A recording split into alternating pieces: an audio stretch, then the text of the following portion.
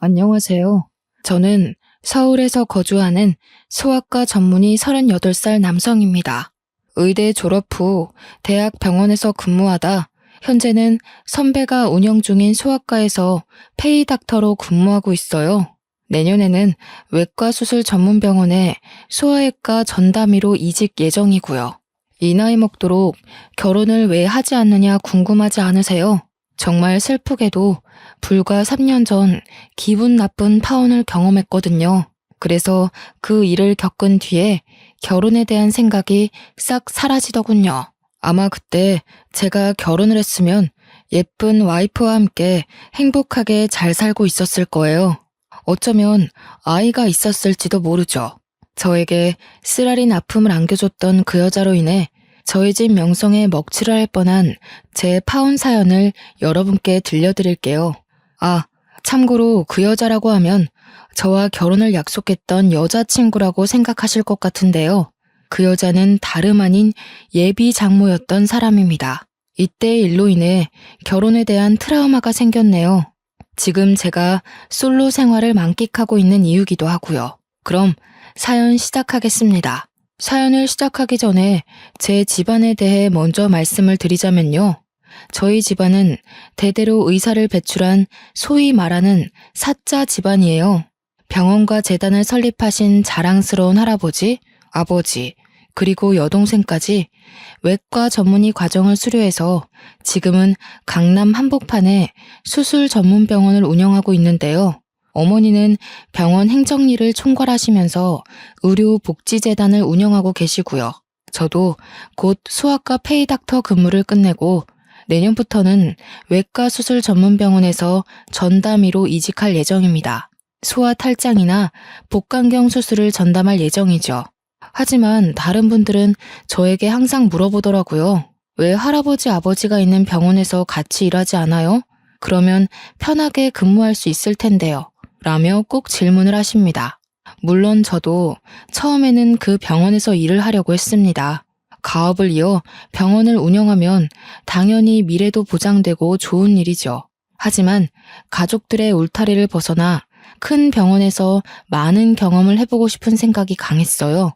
그래서 할아버지와 아버지의 제안을 거절하면서까지 약간의 독단적인 행동을 하게 되었죠. 저희 병원은 대학병원처럼 규모가 큰 병원은 아니지만 서울에서 실력 좋기로 알아봐주는 병원입니다. 인터넷과 방송에도 여러 번 소개되며 전국 각지에서 환자들이 오는데요. 빠르고 정확한 진단으로 수술 경험이 많고 그 결과 또한 좋아 입소문을 타기 시작했어요. 또 형편이 어려운 사람들을 위해 여러 가지 의료 서비스를 제공하며 사회적 공헌 활동에도 열심히 이바지하고 있습니다. 작년에는 보건복지부 표창까지 받을 정도였다고요. 이 정도면 어느 정도 유명한지 아시겠죠? 재단과 병원을 설립한 건 증조 할아버지세요. 할아버지 말씀으로는 할아버지 아버지, 그 훨씬 이전부터 약방을 운영하셨다고 합니다. 먹을 것도 없어 생활이 어렵거나 아파도 치료를 받지 못하는 사람들을 위해 신분의 고하를 막론하고 열심히 사람들을 돌보셨다고 하네요. 없는 형편에 상과 들로 약초를 캐러 다니시며 본인들이 끼니를 굶어도 굶주린 사람들을 위해 약자 편에 서서 항상 베푸는 삶을 사셨다면서요. 내 자신의 이익보다는 남을 위해 살라는 저희에게 항상 해주시는 말씀이에요. 저희 집 가훈이기도 하고요.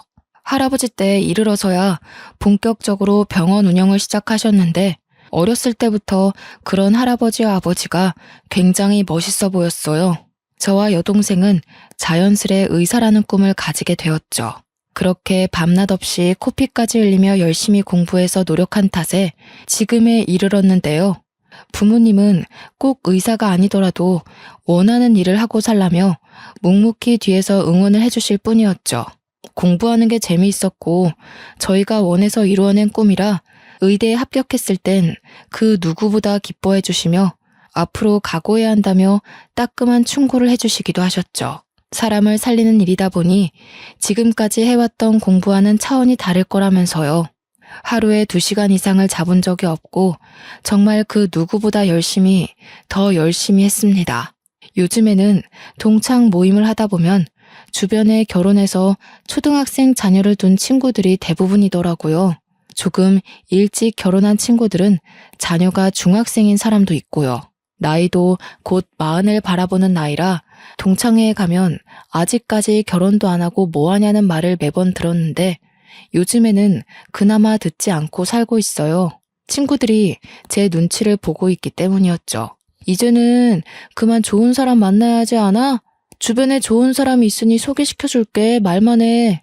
라며 저에게 말을 해주곤 하지만 솔직히 그때 악몽이 되풀이될까봐 겁이 납니다. 섣불리 아무나 만나지도 못하겠거든요. 사실은요, 저는 불과 3년 전에 가슴 아픈 파혼을 경험했습니다. 남들처럼 평범하게 사랑해서 연애하고 결혼하고 행복하게 살고 싶었죠. 하지만 결혼은 남녀가 사랑한다고 해서 될 일이 아니더라고요. 헤어진 전 여자친구를 만나게 된 건 2년 정도 전이네요. 소아과를 개원한 선배를 3년 정도 도와주기로 해서 페이닥터로 근무를 시작한 지 얼마 되지 않았을 때였죠. 당시 선배가 운영하는 병원은 아파트 단지 상가에 위치해 있었는데요. 아파트 대단지 안에 있는 접근성 좋은 유일한 소아과여서 그런지 새로 생겼음에도 불구하고 오래된 병원처럼 늘 사람이 붐비는 곳이었죠. 소아과 특성상 상대하는 주 고객이 아기 엄마들과 할머니들인데요. 새로 개원한 병원인 탓에 청결함은 물론 진료를 잘 본다고 입소문을 타 방문객이 한참 많은 시기였습니다. 아유, 선생님, 혹시 결혼 안 하셨죠? 제 동생이 나이가 30인데 마침 남자친구가 없다네요? 선생님, 소개팅 한번 해보실래요? 의사 양반이 우리 손주도 낫게 해주고 명의일세 그려 우리 손녀랑 만나볼티요? 우리 손녀도 저기 무슨 회사에서 일한다고 그러더라고. 의사 양반 정도면 여자들이 아주 줄을 서겠어. 선생님, 너무 잘생기셨어요. 성격도 좋으셔서 인기도 엄청 많으시겠다. 어쩜 하느님은 이렇게 불공평하실까? 선생님한테 다 몰아주셨네. 자랑은 아니지만요. 제 외모는 아버지를 닮아 준수하게 생긴 편입니다. 얼마 전에 방영했던 드라마 중에 슬기로운 의사생활이라고 있죠. 거기서 나오는 안정원 역할을 했던 배우를 닮았다며 동네 이름을 붙여 구례동 안정원이라는 별명도 생겼답니다. 성격도 둥글둥글해서 어른들이 좋아하는 딱 사윗감 삼고 싶은 스타일이라고 하더라고요. 사람 사귀는 것도 좋아하고 특히나 아이들을 좋아하기 때문에 병원에 방문하는 아이들을 진심을 다해서 진료를 해주었습니다. 제 노력이 가상했는지는 모르겠지만 병원이 쉴 틈 없이 돌아갔죠. 엄마들 사이에서 입소문이나 항상 진료 대기실이 만석을 이룰 정도였거든요. 한 번은 개원한 지 얼마 되지 않아 처음 손녀를 데리고 오신 할머니가 계셨어요. 아들 부부가 손녀를 맡기고 여행을 갔는데 손녀가 감기 기운이 있는 것 같아 데리고 오셨다 했죠. 원래는 다른 병원에서 약을 처방받았는데 차도가 없어 병원이 새로 생겼길래 와보셨다면서요. 친절히 설명을 해드리며 아이의 진료를 해드렸습니다. 며칠 뒤 아이의 상태가 많이 호전됐다며 힘들 텐데 먹고 하라면서 병원으로 커피와 와플을 사다 주셨어요. 그 뒤로도 독감 주사, 예방접종 등 다른 병원을 가실 법도 한데 저희 병원으로 자주 방문하셨고요. 올 때마다 정성껏 진료를 받으렸고 가끔 한가할 때는 차 한 잔 내드리며 말동무도 해드렸습니다. 의사 양반, 매번 이 늙어 빠진 노인네 상대하느라 고생이 많아요. 아침에 손녀 유치원에 보내고 나면 늘 혼자 있는 시간이 쓸쓸해서 동네를 한 바퀴 돌곤 하는데 집에 들어가기 전에 마지막으로 들리는 곳이 병원이라오. 손녀가 있을 땐 핑계라도 대면서 왔지. 가끔 진료가 방해되면 어쩌나 하는 생각에 집으로 그냥 가기도 했다오. 아니에요, 할머니. 제가 사람을 얼마나 좋아하는데요. 왜 그냥 가셨어요? 물론 바쁘면 힘들 수는 있겠지만 언제든지 편하게 놀러 오세요. 식사를 대접해드릴 순 없어도 따뜻한 차 한 잔 내드릴 여유는 되니까요. 언제든 오세요. 젊은 사람이 말주변도 좋고 됨됨이가 아주 좋아 보이는구먼. 말이라도 고맙소. 내가 우리 딸한테 다음에 올 때 뭐라도 사가라고 전해야겠구만. 에이, 할머니, 그냥 오셔도 된다니까요. 더울 때, 추울 때 상관 마시고 언제든 오셔서 편히 쉬다 가세요. 저희 휴게실에 안마의자도 있잖아요. 편하게 오셔서 그거라도 하시고요. 그러던 어느 날 처음 보는 여자가 그 할머니의 손녀를 데리고 병원에 온 겁니다. 알고 보니 할머니의 며느리, 그러니까 그 아이의 엄마였어요. 안녕하세요. 주아 엄마예요. 어머니한테 말씀 많이 들었어요. 저희 주아 진료 잘 봐주시고 어머니한테도 그렇게 잘해주신다면서요? 늘 칭찬을 아끼지 않으셔서 어떤 분인지 엄청 궁금했지 뭐예요. 좋게 봐주시니 감사할 따름이죠. 저는 당연히 해야 할 일을 한 것뿐인데요. 저희 돌아가신 할머니 생각도 나고요. 어머니가 빈말하시는 분은 아니거든요. 어찌나 선생님 칭찬만 하시는지요. 우리 주아 이번에 검진 받으면서 얼굴 한번 뵙고 싶어서 제가 직접 찾아왔답니다. 그런데 선생님, 혹시 여자친구 있으세요? 간호사로 일하는 친구가 있는데 소개시켜드리고 싶어서요. 여자친구요? 갑자기 소개팅이라. 아이, 괜찮습니다. 아쉽지만 저는 연애를 해본 적이 별로 없네요. 좋은 사람 있으면 저야 좋죠. 하지만 지금은 아이들 진료하며 제 일하는 게 더 좋은 것 같네요. 말씀이라도 감사합니다.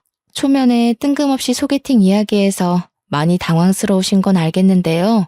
제 친구 솔로인 게 아까울 정도로 너무 좋은 친구라서 그래요. 두 분 잘 어울리실 것 같은데 한 번만 만나보시는 건 어떠세요? 부담 없이 만나서 커피 한잔하며 생각해도 늦지 않아요. 뜬금없는 소개팅 소리에 저는 당황스러워 손사래를 치며 거절했죠. 정말 심성이 곱고 착한 친구라며 만나보고 판단하라면서 저를 몰아붙이는 게 아니겠어요? 솔직히 같은 의료 종사자라는 말에 관심이 갔습니다. 한 번쯤 만나보는 것도 좋을 것 같다는 생각도 들었고요. 뭐 어쩌겠습니까? 소개팅 하겠다고 승낙했죠. 목요일에는 제가 진료가 일찍 끝나는 날이라 그때 만나기로 약속을 잡았습니다.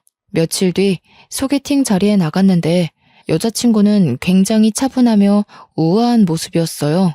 정말 단아하다는 말이 어울리는 모습이랄까요? 주변에서 빛이 난다 할 정도로 화사하고 밝은 인상이 참 예뻤습니다. 여자친구는 저보다 6살이 어렸고 성형외과에서 근무하는 간호사였습니다. 외모는 말할 것도 없이 백이의 천사라는 말이 어울릴 정도로 천사 그 자체였어요. 원래는 전라도 광주에 있는 대학병원에서 근무하다 몇 개월 전에 서울로 이직해 올라왔다더군요. 같은 분야 종사자라서 그런지 서로 대화도 잘 통했고 느낌이 좋았죠. 동글동글하고 큰 눈에 단아한 표정과 약간 웨이브진 긴 머리. 정말 백이의 천사라는 말이 무색할 정도의 누구나 좋아할 훈훈한 스타일이었어요.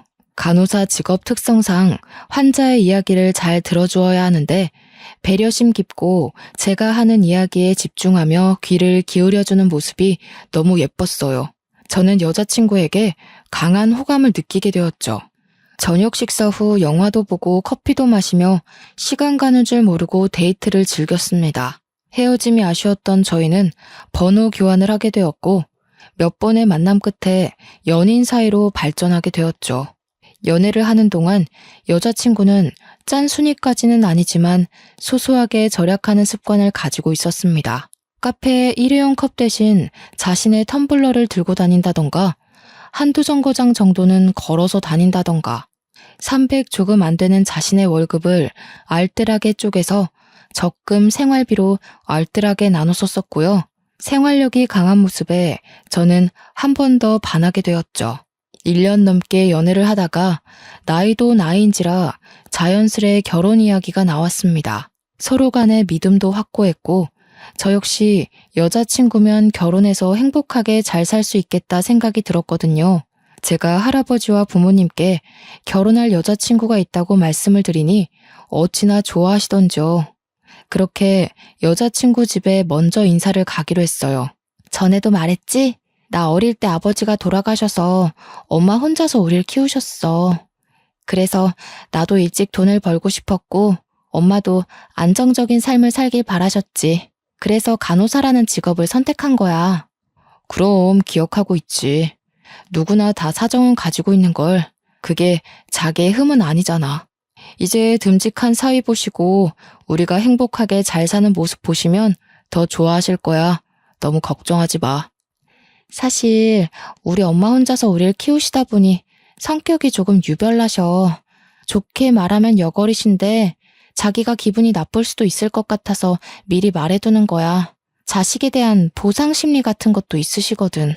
여자 혼자의 몸으로 자식을 둘이나 키우셨는데 그럴만도 하시지. 아마 누구나 다 그럴 거야. 혹여나 진짜 그러면 내가 잘 말씀드리면 되지 뭐. 너무 걱정하지 말자. 여자친구 집은 여느 집처럼 평범했습니다. 작은 마당이 딸린 단독주택이었는데 고즈넉하니 아담하고 정겨운 분위기를 품고 있었어요. 예비 처가에 잘 보이려 고급 한우 세트와 100만 원 가까이 하는 차 세트도 준비했고요. 여자친구가 한 말도 있고 실수하면 안 된다는 생각 하나로 마음을 다잡고 집 안으로 들어섰죠. 심드렁한 표정의 예비 장모님과 밝은 표정의 예비 처제가 반갑게 맞아주었어요. 안녕하세요. 임지윤입니다. 하나와 결혼을 전제로 만나고 있어요. 미리 인사드리지 못해 죄송합니다. 이렇게 인사를 드리게 되었네요. 형부, 언니, 오느라 고생 많았어요. 식사는 아직 안 했죠? 그런 줄 알고 엄마랑 내가 열심히 준비해놨어요. 어서 들어와서 식사 먼저 해요. 듣기만 했지 생각보다 나이가 더 들어 보이네. 우리 하나랑 6살 차이라고 했던가? 띠동갑이라고 해도 믿겠어. 가만 보자. 좀 생긴 걸 보니 여럿 여자 좀 울려봤겠구만. 어머님, 제가 그래도 동안이라는 소리 좀 들어요. 하나가 누굴 닮아 미인인가 했는데 바로 어머님을 쏙 빼닮았네요. 어머니도 정말 미인이십니다. 사람들한테 하나 언니라고 해도 믿을 것 같은데요. 어떤 걸 사올지 한참 고민하다 제가 겨우 골라왔는데 마음에 드실지는 모르겠네요. 무겁게 뭐하러 이런 것까지 가져오세요. 그냥 오셔도 되는데요. 그리고 엄마는 처음부터 무슨 말을 그렇게 형부 난감하게. 일단 다들 같이 식사부터 하자고요. 언니도 얼른 형부 데리고 들어오고. 네, 제가 나이가 많은 건 사실입니다. 그런데 처음 만나는 자리인데 좀 너무한 거 아닌가요? 잔뜩 긴장해 있는 사람한테 무거운 짐까지 들고 있는데 앉으라는 말도 하지 않으시고 제 외모를 가지고 기분 나쁜 어투로 말씀하시는데 정말 기분이 상하더군요. 속상했습니다. 아무리 제가 귀한 딸을 데려가는 죄인된 입장이라지만 저런 취급을 받을 이유는 없잖아요. 당장이라도 자리를 박차고 나가고 싶었지만 그래도 여자친구를 보며 꾹 참았어요. 여자친구는 안절부절 못하고 있더라고요. 그래도 좋은 게 좋은 거라고 웃으며 좋은 인상을 남겨드리려 노력했죠. 소중한 딸이 결혼한다니 시집 보내기 아쉬운 마음에 노파심으로 그러겠거니 하고 좋게 생각하고 넘어갔죠. 밥도 먹고 커피를 마시며 앞으로 잘 지내보자고 화기애애한 분위기가 됐어요. 나중에 조카 생기면 제가 다 돌봐줄게요. 저 이래봬도 복수 전공으로 유아교육 전공했거든요. 믿고 맡겨만 주세요. 너무 앞서갔다 얘. 아직 결혼도 안 했는데 무슨 조카야. 얘는 쓸데없는 소리를 하고 있어. 에이 하나야. 처제 밝고 씩씩하고 좋구만 뭘. 나중에 우리 아이 태어나고 봐준다면야 고마워서 절이라도 해야지. 요즘 그러기가 쉽질 않잖아. 기대할게 처제. 예비 처제가 성격이 밝고 활발한 탓에 분위기를 잘 이끌어내더라고요. 저희가 인사를 온 자리인데 굳이 어려워할 필요 있냐며 서로 편하게 하면 좋은 거 아니냐면서요. 그렇게 예비 처제는 전화를 받으러 나갔고 여자친구가 화장실에 간다고 잠시 자리를 비웠는데요. 예비 장모님의 표정이 확 바뀌더니 저에게 대뜸 말씀하시는 겁니다. 모아둔 재산은 좀 있어요? 집은 어디에 구할 생각이고?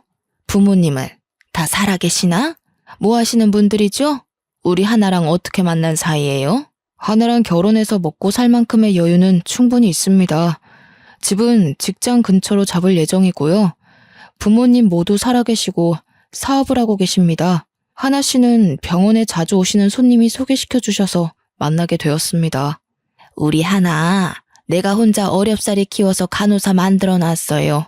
애 아빠가 사고로 죽고 일도 안 해본 나 혼자 아둥바둥 그렇게 평생을 힘들게 살았거든요. 나도 솔직히 애미 된 입장에서 우리 하나가 너무 아까워요. 어디가 모자라서 나이 많은 남자를 데려와서 결혼한다고 그러는지. 어머님, 어떤 부분을 걱정하시는지 잘 압니다. 평생 고생하시면서 하나 뒷바라지 잘해주신 것도 알고요. 외모로 보나 직업으로 보나 우리 하나 어디 하나 빠지는 구석 없는 1등 신부감이죠. 앞으로 제가 하나 잘 챙겨주겠습니다. 너무 걱정하지 마세요. 애들 키우느라 정작 나는 나를 위해 살았던 적이 없어요. 결혼하면 집은 당연히 남자가 해와야 하는 거 알죠? 나는 2딸 양육하느라 노후 준비도 못했어요. 그래서 보태줄 수 있는 돈도 없고요. 어머님, 저 하나 데리고 호강시켜줄 능력 충분합니다. 그러니 저 믿으세요. 그리고 말씀 편하게 하세요. 그럼 그럴까? 어쨌거나 자네 결혼하면 나한테 용돈도 주고 해야 해. 젊고 예쁜 딸 데려가면 그 정도는 해줘야 하지 않나? 나도 자네 부모나 마찬가지인데. 이건 내가 준비한 혼수 예단 목록이야. 모를 것 같아서 미리 준비했네. 한 달에 200만 원 정도면 괜찮지 싶은데 자네 생각은 어떤가? 그 부분은 하나랑 상의해서 이야기하겠습니다. 결혼하면서 필요하신 게 있으시면 언제든 말씀해 주세요. 예비 장모님은 마치 미리 준비한 듯이 혼수와 예단 목록이 담긴 봉투를 건네주셨어요. 나중에 집에 와서 보니 차, 집, 밍크코트, 용돈 등 별의별 내용이 다 있었어요. 솔직히 조금 너무한 게 아닌가 싶을 정도더군요. 물론 원한다면 전부 해드릴 여유도 있었지만 원래 결혼이라는 게 각자 형편에 맞게 해야 하는 것 아닌가요? 금액으로만 따지면 아파트 한 채 정도 되는 금액이었거든요. 이때라도 다시 생각해보자 했었어야 했는데 제가 나이가 많아 늦게 결혼하는 탓이라 생각했어요. 그렇게 어수선한 첫인사를 마치고 저희 집에도 인사를 갔어요. 부모님은 제가 며느리 될 여자를 소개시켜드린다 하니 잔뜩 신이 나셔서는 손수 정성껏 차린 음식을 대접하고 싶다며 집으로 초대를 하셨죠.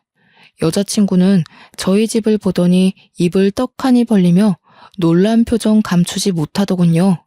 어느 정도 여유는 있겠다 했는데 이 정도일 줄은 몰랐다면서 뭐라고 말해야 할지 모르겠다고요. 그리고 식사를 하며 저희 집안에 대해 이야기를 해주었어요. 부담스러울까봐 미리 말하지 못해서 미안하다는 사과와 함께요. 하나씨, 부담스러워하지 말고 많이 들어요. 원래는 밖에서 보자고 하려 했는데 그래도 귀한 손님이 오는데 바깥 음식을 먹으면 쓰나. 도우미 이모님이랑 내가 함께 준비한 거지만 많이 먹어요. 이 녀석이 숫기가 없어서 언제 정신 차리나 했는데 아가씨를 보니 내 마음이 놓이는구먼. 어디 불편한 건 없나? 보니까 이 녀석이 집 얘기를 한 번도 안 했나 보구먼. 예끼, 재윤아, 네 색시한테 실수한 게다 이놈아. 아니에요, 할아버님. 제가 굳이 물어보지 않았는걸요. 재윤 씨만 보면 되는 거지. 배경이 중요한 건 아니라서요. 이렇게 환대를 해주시니 몸둘 바를 모르겠어요. 음식도 정말 맛있고요.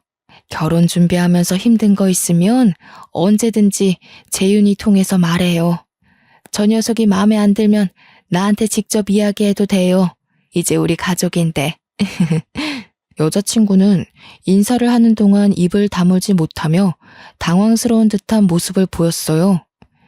티를 안 낸다고는 하지만 적잖이 당황한 모습을 제가 느낄 수 있었죠. 늦은 밤이 되어서야 첫인사를 마치고 여자친구를 집에 데려다 주기 위해 나왔습니다. 여전히 여자친구는 조금 충격을 먹은 듯 했죠. 집으로 바래다 주는 차 안에서 갑자기 흐느끼며 울기 시작하더라고요. 재윤 씨, 나 솔직히 내가 너무 초라해 보였어. 내가 너무 속물 같더라고. 자기에 비하면 한없이 부족한데 이런 나여도 결혼할 수 있겠어? 괜찮겠어? 아니, 왜 그런 거 가지고 울고 그래, 난감하게. 돈이 많고 적고가 뭐가 중요해. 내가 그깟 돈 따지면서 사람 만나는 걸로 보여? 나는 서로 좋아하고 진실된 마음 하나면 충분해. 그러니 울지 마. 예쁜 얼굴 못난이 된다. 그렇게 양가 집의 인사를 끝나고 본격적인 결혼 준비에 들어갈 무렵이었어요. 예비 장모가 저에게 따로 연락을 해서 만나자고 하는 겁니다. 마침 점심시간이기도 했고요. 식사 대접을 해드리고 커피를 마시며 웬일로 일은 힘들지 않냐는 둥 다정한 말투신 겁니다. 그러다 저에게 말을 안 했었다며 품위 유지비 명목으로 1억을 더 요구하는 게 아니겠어요? 건네준 혼수 예단 목록을 돈으로 환산하면 총 3억 정도 되는 금액입니다. 1억이 땅 파서 나오는 돈도 아니고 솔직히 듣자 하니 너무 짜증이 나더군요. 꾸민비 생각해보니 내가 그런 걸 말을 안 했었네. 내가 말한 1억 정도만 따로 보태주었으면 하네. 가능하지? 나도 의사 사위를 둔 티를 좀 내야 하지 않겠어? 어머님, 이건 좀 경우가 아니지 않습니까? 아무리 제가 나이가 많고 하나같이 부족함 없는 사람을 아내로 맞이한다 한들 저한테 너무 과하게 바라시는 것 같으세요. 하나랑 조금 상의를 해봐야 할 것 같습니다. 저 진료가 아직 남아서요. 먼저 들어가 보겠습니다. 경우가 아니라니? 자네, 이 정도면 능력도 없으면서 우리 하나를 데려가려 했나? 솔직히 조금 실망이네. 아니면 나한테 주는 돈이 아까운 겐가? 사람 그렇게 야박하게 구는 거 아니야. 하나랑 상의해보고 말씀드릴게요. 제가 섣불리 어떻게 하겠다고 말씀은 못 드립니다. 너무하시다는 생각 안 드세요? 하나 통해서 연락 드릴 테니 그런 줄 아세요. 그날 퇴근 후 여자친구를 만나 예비 장모님에 대해 이야기했습니다. 하나야, 처음 인사 갔던 날 어머님이 나한테 예단 목록이라며 주신 것들이야. 그리고 오늘 점심시간에 날 찾아오셨더라고. 근데 꾸민비로 1억을 더 달라고 말씀하시는 거야. 물론 내가 해드릴 수 있어. 하지만 너랑 상의를 해봐야 할 것 같아서. 근데 하나 너는 이런 사실을 알고 있었어? 이게 다 뭐야? 정말 엄마가 이걸 줬다고? 이게 다 얼마야? 우리 엄마가 언제 이런 걸 다 모르고 있었나 보네. 물론 충분히 해드릴 순 있어. 그동안 힘들게 사셨고 하나밖에 없는 딸 시집 보내는데 이제는 좀 편하게 사셔야지. 근데 뭐든지 적정선이란 게 있는 거야. 요구하시는 게 과하다고 생각하지 않아? 나한테 계속 이런 식이면 우리 결혼은 다시 생각해봐야 할 것 같아. 미안해 재윤 씨. 알다시피 엄마가 나를 어렵게 키우셨잖아. 그래서 보답받고 싶은 심리가 강하셔. 그런데 이 정도일 줄은 몰랐어. 내가 엄마한테 잘 이야기해볼게. 결혼하지 않겠다는 말은 제발 하지 말아줘. 내가 우리 엄마한테 단돌이 잘할 테니까. 제발. 재윤 씨, 나 안 사랑해? 저는 아직 여자친구를 사랑하는 마음이 컸습니다. 물론 예비 장모님 때문에 어쩔 수 없이 뱉은 모진말이지요. 저는 마지막 기회다 싶어 예비 장모님이 다시는 이런 행동을 하지 말 것을 약속받고 결혼을 재개하기로 했어요. 이런 일이 있다면 여자친구를 통해 이야기를 하라는 말을 전달드리면서요. 며칠 뒤 조금 잠잠하나 싶더니 예비 장모님이 연락을 하셨습니다. 제가 바빠서 휴대폰 전화를 받지 못하자 병원으로 전화를 하셨더군요. 자네, 어떻게 그럴 수 있나? 내가 실수를 조금 했기로써니 하나를 얼마나 쥐잡듯 잡았으면 나한테 와서 소리를 치냔 말이야. 내가 자네한테 과한 부탁을 한 건가? 그게 그렇게도 과해? 우리 귀한 딸 데려가면서 그 정도 할 생각은 했어야 하는 거 아니냐고. 자네, 실망이 크네. 자네, 내가 생각이 짧았네. 내가 그랬으면 안 되는 거였는데 실수했네. 예단은 내가 줄여서 다시 보내주겠네. 미안하네. 정말 극과 극이지 않나요? 더 웃긴 건 뭔 줄 아세요? 저렇게 전화와서 화를 내고 억지를 부리며 악다구니를 쓰시다가도 어느 날엔 자신이 생각이 짧았다며 누그러진 모습을 보이신다는 겁니다. 그러다 또 며칠 뒤엔 아무리 생각해도 이건 자신이 억울하다며 돈을 더 달라는 둥, 물론 여자친구는 이런 사실조차 모른다는 거죠.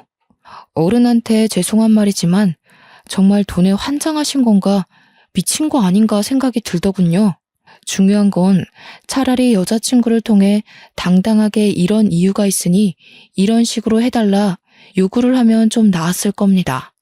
자식 팔아서 장사하려는 것도 아니고 이게 뭡니까?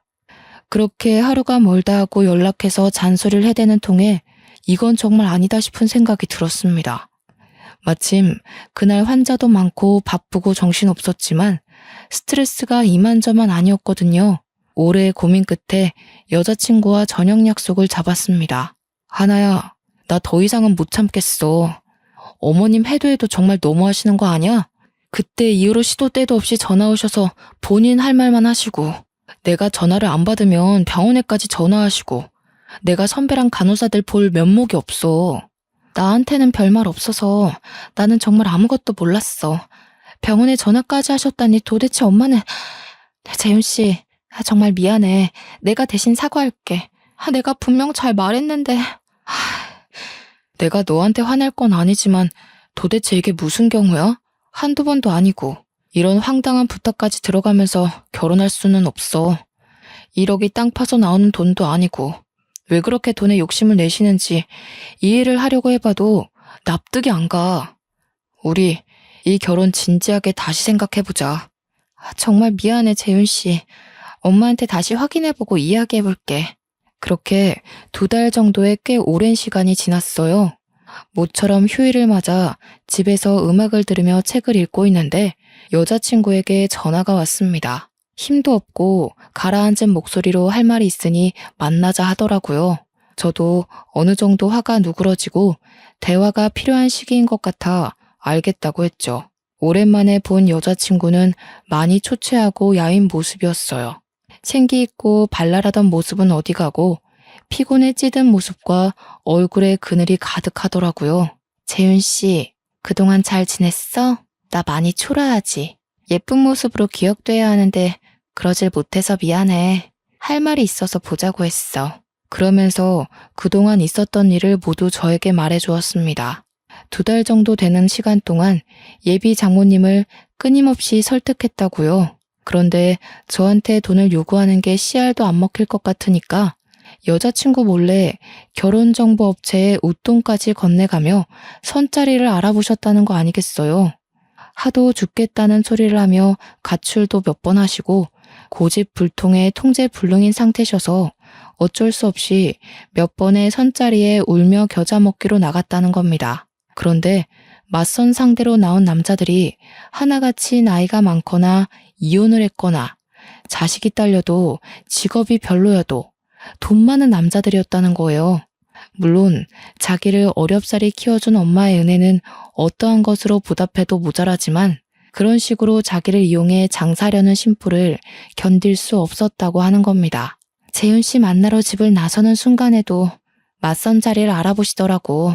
내가 집을 나와 연락을 끊어보기도 하고 울면서 제발 그러지 좀 말라고 하소연을 해도 엄마는 내 얘기 듣지도 않더라. 차라리 내가 혼자인 게 나은 것 같아. 어떻게 그렇게까지 하실 수가 있어. 정말 너무하시네. 우리 서로 사랑한 시간도 있고 결혼을 약속한 사이지만 미안해, 재윤 씨. 남들한테 피해만 주는 것 같아서 죄책감 때문에 잠도 잘 못 자겠어. 도저히 이대로는 안 되겠어. 우리 결혼 없던 걸로 하자. 저와 여자친구는 밤 늦은 시간까지 길고 긴 대화를 나누었습니다. 결국은 헤어짐으로 마무리됐고요. 앞으로 연락하는 일은 없을 거라며 그동안 미안했다며 서로 아쉽고 또 안타까운 마음에 아무 말도 못하고 서로 부둥켜 안으며 울기만 했습니다. 그렇게 여자친구를 보낸 뒤 며칠 동안은 비련의 여주인공처럼 저도 눈물을 흘리며 여자친구를 그리워했습니다. 그것을 감수하지 못한 제가 나쁜 놈인가? 그런 상황에 처한 여자친구를 감싸주지 못한 제가 못난 놈인가 하며 스스로 자책도 많이 하고 괴로웠죠. 표정도 없이 사람들을 응대하고 어느 날은 술에 쩔어 폐인처럼 살기도 했지요. 아직 여자친구와 이별에 대한 슬픔이 채 가시지도 않았는데 예비 장모님이 연락을 해오셨습니다. 자네 어떻게 이럴 수 있나? 내가 그깟 돈 좀 달라 했다고 우리 하나를 버려? 너 지금 제정신이야? 어떻게 우리한테 이럴 수 있어? 의사면 다야? 없는 사람 그렇게 무시해도 돼? 이 싹퉁 바가지 없는 새끼. 네? 방금 뭐라고 하셨어요? 제가 너무하다고요? 저희 결혼 없던 걸로 한 거 하나가 먼저 이야기한 겁니다. 그리고 이렇게 된 게 제 탓이라고 생각하세요? 지나가던 개가 웃겠네요. 뭐? 너 말 다 했어? 어른한테 뭐? 개가 어쩌고 어째? 네가 의사면 다야? 대단한 집안이면 다야? 내가 아주 망신을 한번 줘봐. 너 딱 기다리고 있어. 재수없는 놈 같으니라고. 아무 생각 없이 전화를 받질 말았어야 했습니다. 점심시간이어서 밖에서 선배와 함께 점심을 먹으며 이런저런 이야기도 하고 커피를 사들고 왔죠. 대기실에 팔짱을 끼며 잔뜩 화가 난 채로 앉아 계시더라고요. 설마 했는데 병원으로 직접 찾아오실 줄은 몰랐습니다. 김간, 커피 사왔어. 같이 먹자고. 대기 환자분들 많아? 오늘 예약 환자는 다 뭐 하시는 짓입니까? 너희 새끼 잘 만났다. 감히 어른을 기다리게 해? 너 때문에 우리 하나가 잘 다니던 병원도 그만두고 집에서 폐인처럼 지내는데 너는 이렇게 잘 먹고 잘 사는구나, 이 나쁜 놈. 애미애비도 없는 천하의 못된 놈. 이거 놓으시고 말씀하세요. 이게 도대체 무슨 경우 없는 행동입니까? 하나 보기 부끄럽지도 않으세요? 여기 병원입니다. 이거 놓으시라고요. 저를 보더니 그대로 달려들어 머리채를 잡으시는 겁니다. 저는 당황해서 대응도 못하고 왜 그러냐고 소리만 칠 뿐이었어요. 옆에 있던 선배와 간호사 선생님들이 어머니를 말리기 바빴고요. 들고 있던 커피도 놓쳐 바닥에 쏟아졌고 손님들도 있던 터라 병원은 순식간에 아수라장이 됐습니다. 간호사들이 붙어서 예비 장모를 겨우 떼어놓으니 분에 못 이겼는지 의자며 소품이며 손에 집히는 건 다 집어던지면서 난동을 피우시더라고요. 도대체 왜 이러시는 겁니까? 제가 말씀드렸죠. 저희 헤어진 거 제 탓 아니라고요. 저희 결혼 준비하는 동안에 맞선 자리까지 알아보셨던데 제가 모를 거라 생각했어요. 그리고 3억, 1억이 네 집 개 이름입니까? 곱게 키운 내 딸 데려가라면 그 정도는 당연한 거 아니야? 내가 내 딸 키워서 좋은 곳에 시집 보내겠다는데 그게 뭔 상관이야? 너만 아니었어도 우리 딸 더 좋은 곳에 시집 가고 나도 딸 덕 보면서 잘 살 수 있었어. 네가 다 망쳐놓은 거야. 이 괘씸한 자식. 뭐라고요? 저기요. 초면인데 방금 내 아들한테 뭐라 했어요? 3억은 또 무슨 얘기고. 보아하니 하나 엄마 되는 사람 같은데 당신 이러는 거 하나가 알아요? 그리고 너 이 사람한테 맞았니? 당신은 또 누군데 와서 시비야? 갈 길 가시지. 별시답지 않은 것까지 들러붙어서 잡치고 있어. 당신은 상관없으면 꺼져. 나 재윤이 애미 되는 사람입니다. 근처에 볼 일이 있어서 왔다가 들렀는데 지금 당신 내 아들 쳤어요? 병원 꼴이 이게 다 뭐야? 당신 미쳤어? 정말 총체적 난국이었습니다. 예비 장모였던 사람이 병원으로 찾아와 난동을 부리며 김을 파손해 머리채 잡힌 아들을 본 저희 엄마. 주변의 시선 따위는 신경 쓸 겨를도 없었죠. 엄마와 예비 장모 사이에 고성이 오가니 안 되겠다 싶었는지 병원 진료를 급하게 마감했습니다. 한두 명의 손님이 있었지만 그 상황을 보고 누가 진료를 보겠습니까? 그날은 더 이상 영업을 할 수가 없었어요. 두 분 다 그만하세요. 서로 할 만큼 하셨어요. 그리고 어머님, 저 하나랑 파혼한 마당에 여기까지 와서 이러시면 곤란하죠. 저도 더 봐드리진 못하겠네요. 병원 기물 파손하신 거, 저 때리신 거 배상해 주셔야겠어요. 여기가 네 병원이라도 돼? 배상? 까짓것 해봐. 나 돈 없어, 배째. 그러게 누가 우리 딸 뻥 차버리래? 그렇게 잘난 여자가 어딨다고 애초에 넘보지도 못할 놈이 말이야. 뭐 이런 막무가내인 사람이 다 있어.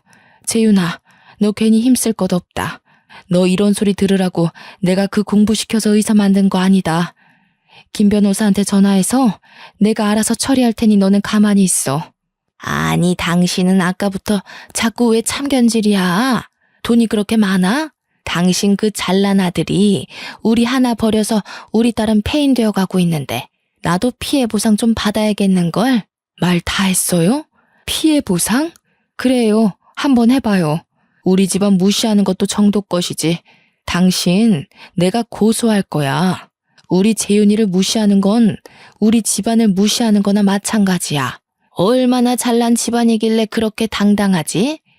당신 아들 내가 의사생활 못하게 아주 사회에서 매장시켜버리려니까. 결국 저는 예비 장모를 폭행죄, 업무방해죄로 고소했습니다. 물론 기물파손에 대한 피해보상금 청구까지요. 합의할 생각은 전혀 없었습니다. 고소를 진행하면서 그제서야 예비 장모님은 저희 집안에 대해 알게 되셨고 매일같이 연락을 해 잘못했다며 고소를 취하해달라고 사정을 하더라고요. 고소를 진행하고 재판을 앞둔 어느 날 부모님이 계신 집으로 여자친구와 예비 장모가 찾아왔습니다. 눈물 콧물을 다 짜내며 고소를 취하해달라고 사정하더라고요. 어머니, 재윤 씨, 정말 죄송합니다. 제가 엄마를 말렸어야 했는데 그러질 못했어요. 어떻게든 변상을 할 테니 고소만은 취하해주세요. 정말 죄송합니다. 제가 정신이 어떻게 됐던 모양입니다. 돈에 눈이 멀어 미쳤었나 봐요. 선처해주시면 쥐 죽은 듯이 조용히 살겠습니다.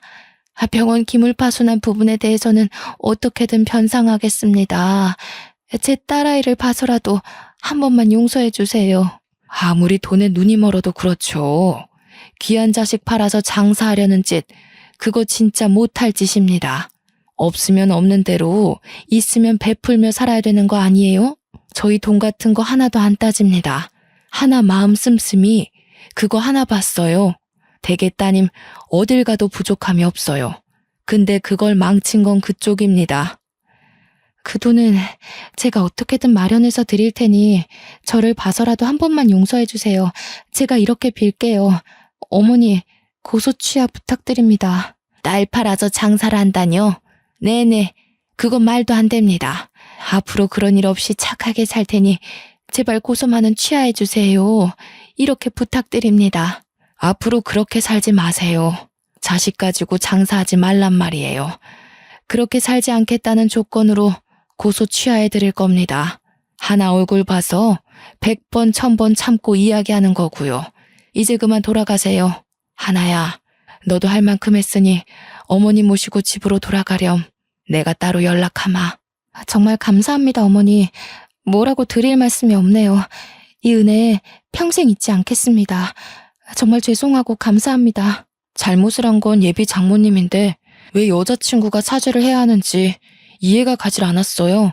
그런 모습을 보며 저와 엄마는 마음이 아플 뿐이었죠. 사정을 하는 여자친구의 모습을 본 엄마와 저는 마음이 약해졌습니다. 당연히 예비 장모님을 생각하면 고소를 취할 생각은 전혀 없었지만요. 하지만 그냥은 넘어갈 수 없었기에 3천만 원의 합의금을 받고 고소를 취하해 주었습니다. 그 돈은 선배의 병원을 수리하고 망가진 장비를 구입하는 데 사용했고요. 엄마는 그런 못된 인간은 정신을 차리게 해주어야 한다며 아쉬워하셨어요. 한바탕 소란이 일고 전해 들은 소식으로는 여자친구가 다른 지역으로 이사를 갔다더라고요. 어디로 갔는지는 저도 모르겠습니다. 저는 선배의 병원을 그만두고 강남에 있는 아버지가 운영하시는 병원으로 이직했습니다. 선배한테는 병원에 근무하면서 신세 많이 지고 간다고 말을 건넸고요. 이직한 뒤에는 외과 전문 병원이라 그런지 수술도 많고 끼니를 제때 챙겨 먹지 못할 만큼 바쁜 나날을 보내고 있어요. 부모님께 병원 운영에 관한 것도 배우고 있고요. 할아버지가 늘 말씀하시던 것처럼 제 자신보다는 남을 위해 살아가는 인생을 살고 싶어요. 지금 이 글을 쓰는 이 순간에도 여자친구가 생각나지만 가슴 깊이 묻어두려 합니다. 독신으로 사는 것도 나쁘지는 않을 것 같아요. 시간이 약이라는 말이 있죠. 1년 정도가 지났을 무렵에서야 일에 취해 사니 이별의 아픔이 조금은 나아지더군요. 이별의 상처가 전부 아문 것은 아니지만 지금은 잘 살고 있겠거니 할 뿐이었죠. 깊은 사랑을 했던 터라 일부러 기억 속에서 지우려 해도 생각이 안 나진 않더라고요. 그런 가슴 아픈 이별을 겪은 뒤 저는 결혼에 대한 생각이 싹 사라졌습니다.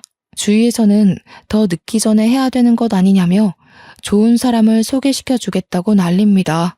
부모님도 한 살이라도 젊을 때 다시 생각해보라며 할아버지한테 증손주 안겨드릴 생각 없느냐고 가끔 한 소리 하시고요.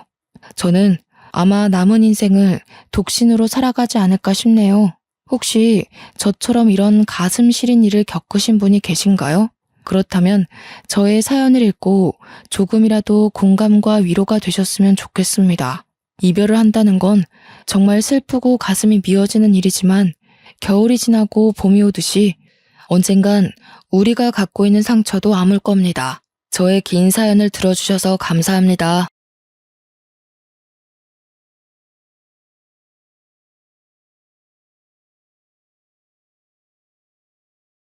안녕하세요. 저는 살아온 인생 반 이상을 제주도에 살다가 결혼하면서 서울로 상경한 기혼 여성입니다. 우리는 우스갯소리로 벼락 맞을 확률보다 복권 1등할 확률이 더 희박하다라고 얘기하곤 하잖아요. 저는 원래 복권에 관심이 있는 편은 아니었지만 복권 1등이 된다면 확실히 세상이 달라질 것 같긴 합니다. 그렇다고 제가 복권 당첨되었다는 얘기는 아니고요. 사실상 복권 1등보다 더한 기쁨을 얻게 되어 이 글을 쓰게 되었습니다. 기쁨을 얻기까지 과정이 무난했던 건 아닙니다. 가슴 아픈 감동 스토리가 있던 것도 아니고요. 오히려 소가리를 많이 했고 매사에 사람과 대립하며 줄타기 하듯 살아왔습니다. 그런데도 느닷없는 인연 때문에 기상천외한 일이 생겼다는 거예요.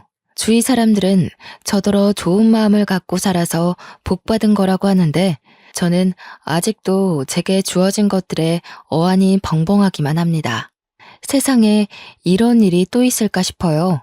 제가 작가는 아니라서 이 소설 같은 이야기를 책으로 낼 수는 없고 이렇게 사연을 알게 되어 찾아왔습니다. 글 실력이 부족할 테지만 양해 바라며 들어주셔요. 인사말에 소개했다시피 저는 제주도 아가씨입니다. 제주도에서 태어나 학창 시절을 모두 제주도에서 보냈죠. 대학을 가진 않았습니다. 제주도에도 대학이 있지만 별로 필요성을 못 느꼈거든요. 제게 주어진 일이 있었기 때문이었을지도 모르겠네요. 저는 20살이 되자마자 서울로 시집간 언니의 부름에 서울을 왕복하며 지냈습니다. 처음 서울을 방문했을 땐 솔직히 볼거리가 많아 재밌었어요. 그런데 그것도 계속 보니까 질리더라고요. 서울이 싫다는 게 아니라 제가 탁 트인 곳을 좋아하기 때문이었습니다.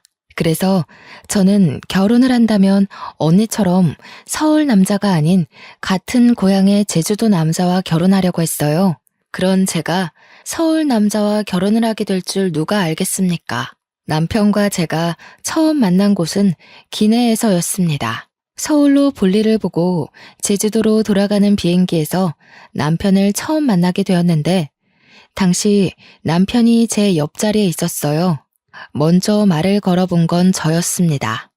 남편이 제주도 지리가 그려진 팜플렛을 들고 있길래 고향 짬밥으로 오지랖 좀 피웠던 거죠. 제주도 관광 가시나 봐요? 서귀포 갈치도 맛있는데 저기 에어릅 쪽 갈치가 진짜 장난 아니에요. 방송도 타졌어요. 절대 후회 안 하실 거니까 갈치 먹을 거면 에어릅 가세요. 아, 제 소개가 늦었네요. 제가 제주 토박이에요. 아, 그래요? 마침 잘 됐네요. 제가 제주도는 처음 가보는 거라서요. 혼자 여행을 하기에 어디가 좋을까 찾아보는데 사람들이 제주도 많이 추천해 주더라고요. 에어릅? 거기 어디쯤에 있어요? 잘 몰라서 그러는데 위치 좀 알려줄래요? 관광 대화를 시작으로 남편과 저는 제주도 이야기를 많이 나눴습니다. 비행기 착륙 때까지 저희는 시간 가는 줄도 모르고 얘기에 푹 빠졌어요. 저는 고등학교 졸업 후 서울과 제주도 왕복을 자주 했기에 사투리가 제법 물러진 편이었습니다. 남편이 제주도 사람들이 자주 쓰는 사투리가 뭐냐면서 묻길래 그런 것도 알려주고 배우기도 했는데 저도 나름 재밌더라고요. 매번 서울에서 제주까지 왕복하는 게 지루하기만 했던 제가 그날만큼은 눈 깜짝할 새 제주도에 도착한 게 놀라울 따름이었죠. 그리고 착륙해서 그대로 작별 인사를 하는데 거기서 남편이 제게 연락처를 물어봤어요. 그렇게 만난 것도 인연인데 앞으로 연락하며 친하게 지내고 싶다고 하더라고요. 저도 남편과 제법 잘 통한다고 생각했기 때문에 흔쾌히 수락했는데 그게 연인으로 이어질지 몰랐습니다. 서울 남자였던 남편은 제 번호를 따간 지 12시간도 안 돼서 연락이 왔었고 그날 홀로 여행을 간 거라서 자기가 지리를 잘 모르겠다고 저더러 놀아달라 그랬어요. 그렇게 빠른 시일 내에 가까워진 우리는 남편의 고백으로 서울 돌아가는 날이 될 때 연인이 된 겁니다. 주로 남편이 저를 보러 주말마다 제주도로 날아오는 편이었어요. 제가 서울을 갈 때는 남편이 일을 하고 있는 데다가 또 제가 외박은 할 수가 없었기에 만나기 어려웠습니다. 제가 서울을 자주 방문했던 건 친언니가 형부랑 같이 서울에서 오메기떡이 주재료인 카페를 하고 있었기 때문입니다. 친언니가 당시 임신을 하고 있었는데 애 낳으면 일에서 손을 놓을 거라고 했고 형부는 다른 사업을 시작할 거라면서 저더러 나중에 그 카페를 물려받으라고 인수인계 해주는 상황이었어요. 그러나 당장 카페에서 매일 일할 수 없었던 이유는 아직 제주도에서 친정 부모의 일을 도와줘야 하기 때문이었습니다. 아빠는 고기잡이 어부였고 엄마가 제주에서 오메기떡 장사를 했는데 저는 언니 카페에 물려받은 거라 굳이 공부를 안 했고 그 전까지만 엄마와 아빠의 일을 번갈아 가면서 도왔습니다. 언니의 오메기떡 카페는 엄마한테 배운 비법으로 서울 가서 장사하는 거였죠. 어쨌든 그렇게 남편이 주말에 제주도로 오면 하룻밤 자고 올라가고 그랬습니다. 친정 부모님이 보수적이기 때문에 제가 외박을 할 수 없어서 밤늦게까지만 같이 놀다가 남편은 모텔에서 숙박하고 저는 집에서 자는 데이트를 이어갔어요. 그러길 반복하다 보니 남편이 저더러 하루 종일 같이 있고 싶다고 저랑 있으면 생기가 돋고 즐겁다면서 결혼하자고 하는 겁니다. 당시 제 나이가 32살이긴 했지만 그때의 삶에 만족했기에 결혼에 대해선 생각도 해본 적 없었습니다. 원래 청혼은 이렇게 당황스러운 건가 싶었지만 저도 남편을 너무 좋아했기 때문에 깊게 고민하지 않고 결혼을 약속하게 되었죠. 결혼의 시작은 합가였습니다. 제가 모은 돈이 적기도 했고 시모 말이 제가 살림을 할 줄 모르니까 합가부터 시작을 하라고 하더라고요. 남편은 저한테 결정권을 줬기에 제 대답이 곧 답이었는데 저는 시모의 제안을 수락했습니다. 남편에게 더 좋은 아내가 되고 싶어서 시모한테 살림을 배워야겠다고 생각했거든요. 시부는 워낙 바쁜 사람이라 항상 새벽 일찍 나가고 저녁 늦게 들어온 사람이었는데요. 사업장의 오너라고 했으니까 어쩌면 당연한 거였어요. 그래서 시부는 제가 거의 얼굴 마주할 일이 별로 없었습니다. 거의 일주일에 3번 볼까 말까 했어요. 결혼식 때 말고는 인사도 제대로 나눠본 적이 없어서 효도하고 싶어도 기회가 전혀 없었어요. 남편은 시부를 너무 신경 안 써도 된다고 하더라고요. 원래 바쁜 사람이라서 누가 챙겨주는 것도 아마 부담스러워 할 거라고 말이죠. 그때부터 저는 시부의 안부를 굳이 궁금해하지 않았습니다. 저는 시집을 가면서부터 친정 일을 못하게 된 대신 친언니 카페로 매일 출근을 할 수 있는 여건이 되었는데요. 이제부터 출근을 하겠다고 시모에게 미리 알렸더니 시모가 그것을 못마땅해 하더군요. 그걸 꼭 지금 다녀야 되겠니? 그리 급한 것도 아닌 것 같은데 결혼 생활에 적응하고 나면 다녀도 되는 거 아니냐? 언니 출산 일이 얼마 안 남아서요. 저희 사정도 좀 급한 상황이에요. 제주도 살 때는 거리 때문에 자주 못 다니고 있었거든요. 여기서는 그리 멀지 않아서 빨리 배울 수 있을 것 같더라고요. 그럼 내가 제대로 살림도 못 가르치겠네. 너희 분가하려면 살림을 빨리 배우는 게 좋을 텐데. 섬에서 올라왔으니 모르는 게 많을 거 아니야. 서울집이랑 섬집은 많이 다르다. 예, 네가 제주도에서 어떤 집에 살았는지 모르겠는데 서울 아파트는 그런 데랑 차원이 달라서 배워야 할 게 수두룩해. 언제 다 배워서 네 남편 챙기려고 그러니? 제가 서울 집을 안 가봤겠습니까? 저희 친언니 부부네 집이 서울입니다. 대화를 좀 하다가 알게 된 거지만 시모는 제가 제주도 섬에서 올라온 처녀라는 것에서 수준 차이 난다고 생각하고 있었어요. 아무리 꼬질꼬질하게 있어도 서울 사람은 귀티가 나고 아무리 치장을 해도 섬 사람은 빈티가 난다는 생각이더라고요. 그건 조금만 대화를 해봐도 느껴지는 부분이었습니다. 당연히 불쾌했죠. 그러나 시모가 제게 직접적으로 욕하는 것도 아니었고 은근히 무시하는 경향으로만 툭툭 던졌던지라 제가 대놓고 시모 말에 불쾌함을 드러내기가 애매했어요. 그나마 할 수 있었던 건 시모 말에 무조건 굽히고 들어가지 않는 걸로 대신 불편했던 감정을 풀어냈습니다.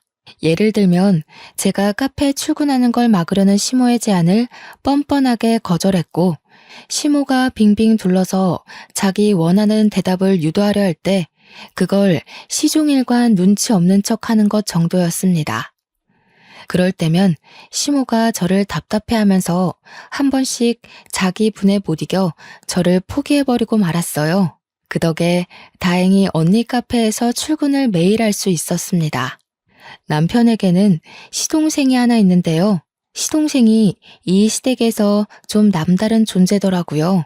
남편과 달리 우수인재 축에 속해서 진작에 유학생활을 하고 있었다고 하더군요. 남편은 공부머리가 뛰어나지 않아서 시부가 유학 제안을 했었지만 바로 거절했다고 했고요. 그래서 시댁은 다른 집과 다르게 희한하게도 장남보다 차남이 우대받는 입장이었습니다. 몰랐는데 시모가 제게 촌스럽다고 은근히 돌려서 서울 여자들이랑 비교했던 것처럼 남편한테도 은근히 시동생과 비교를 하지 뭡니까? 넌 내년에 봉급 얼마나 오른다니? 그래도 다닌 지 오래됐는데 이제 좀 확 오를 때 되지 않았나? 그놈의 쥐꼬리만한 월급 때문에 내가 다 답답하던데. 공무원이 올라봤자죠. 엄마가 생각하시는 만큼 오를 리 없으니까 그만 좀 물어보세요. 어차피 저한테 별다른 관심 없으시잖아요. 얘 봐라. 잔소리도 다 어미의 정이야. 내가 진작에 사업 하나 해보라고 했잖니. 요즘 같은 세상에 공무원 하나 해가지고 뭐 해먹고 살래? 네 동생 봐라. 벌써 그 나이에 한 달에 용돈만 돈 100만 원씩 보낸다. 내가 이걸 장남한테 받아야지 막내한테 받는 게 말이니? 어떻게 돈 불릴 궁리를 안 하는가 몰라. 시댁에서는 시부도 사업을 하고 있었고 시동생도 사업을 막 시작해서 단번에 성장했다고 했습니다. 그런 집안에서 남편만 공무원으로 안정직에 있는 상황이었는데요. 어떤 집안에서는 공무원이 남편 감으로 딱 좋다고 칭송하는데 시모는 돈이 확확 튀면서 졸부같이 사는 걸 좋아하는 것 같았습니다. 그렇다고 제가 친언니의 개인 사업을 물려받는 건 또 안 좋아했어요. 혹시라도 제 사업이 잘 돼서 자기네 식구보다 잘 나갈까봐 염려하더라고요.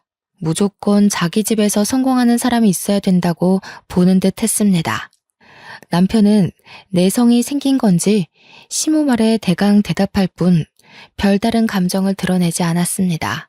옆에서 듣기만 해도 제가 대신 화가 나는데 정작 당사자가 가만히 있으니 제가 뭐라 나설 수는 없겠더라고요. 그래서 주로 뒤에서 남편을 위로해주기만 했습니다. 어머님 말 너무 신경 쓰지 마. 공무원은 뭐 아무나 되는 줄 아나? 내 친구는 공무원 시험 벌써 3번이나 떨어졌어.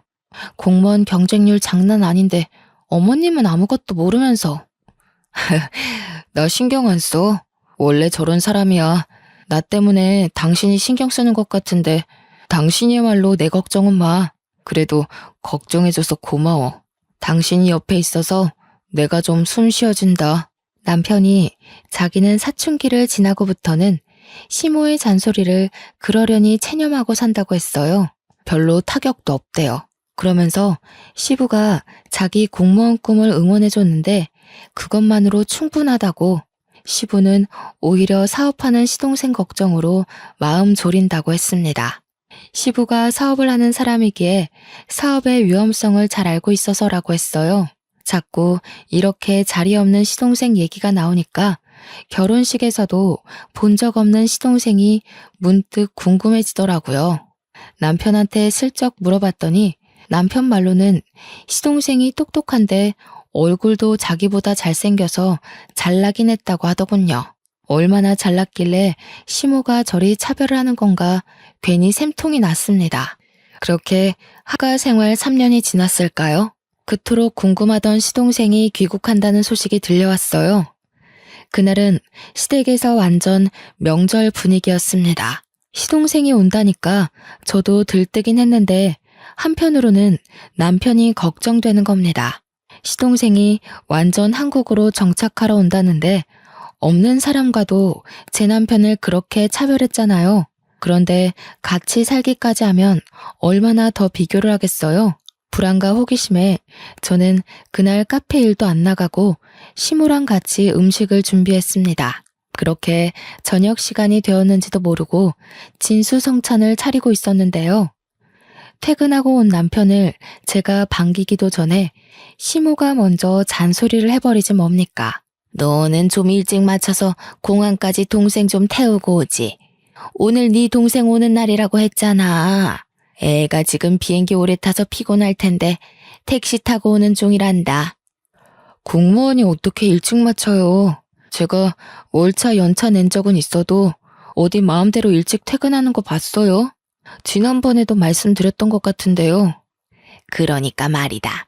네가 진작에 사업을 해서 대표 자리 떡하니 맡고 있었으면 시간 구애받지 않았을 거 아니냐.